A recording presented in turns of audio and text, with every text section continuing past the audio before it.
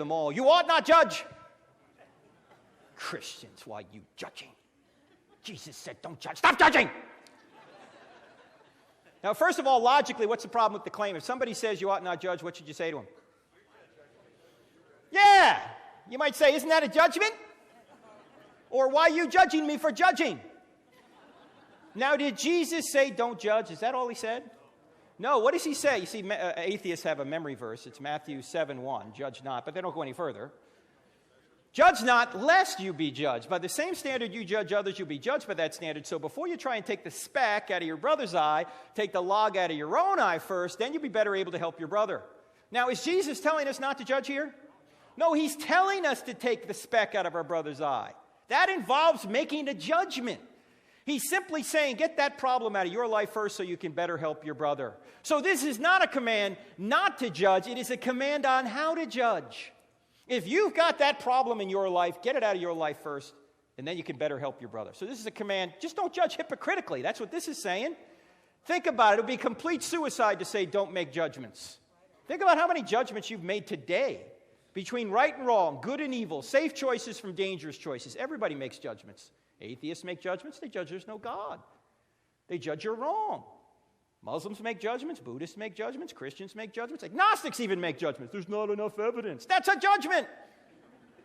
Everybody makes judgments. The only question is, are your judgments true? That's why Jesus said in John 7:24, he said, stop judging by mere appearances and make a right judgment. I will say this, however. Jesus did save a very stern rebuke for people who were judgmental. And who were the judgmental ones in his day? The Pharisees. And who were the Pharisees? What did they do? They were the religious and political leaders of Israel. Remember, the Romans delegated much of the political authority to the Sanhedrin, on whom were the Pharisees and the Sadducees. And the Sadducees did not believe in the resurrection. That's why they were sad, you see. You got to go to seminary for that.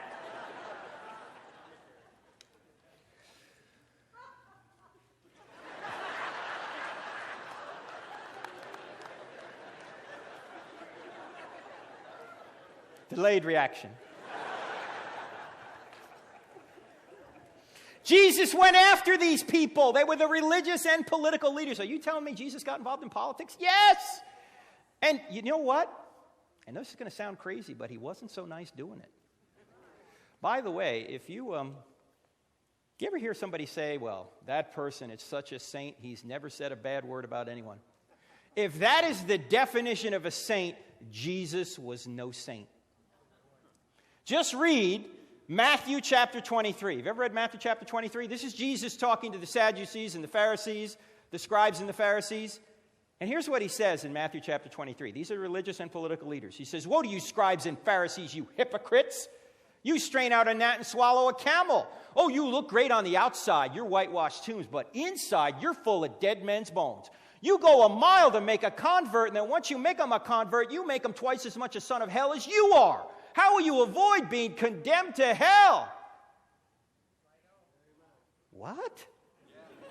Sweet and gentle Jesus said this? Yes, Jesus was not Barney. Can't we all just get along, boys and girls? He was not Mr. Rogers. Can't you say kindness, boys and girls? I mean, he was kind most of the time, but he certainly didn't go around saying, this sermon brought to you by the letter R. Jesus was tough. And sometimes he was very, very direct. He just told people straight out. And sometimes you need to be direct.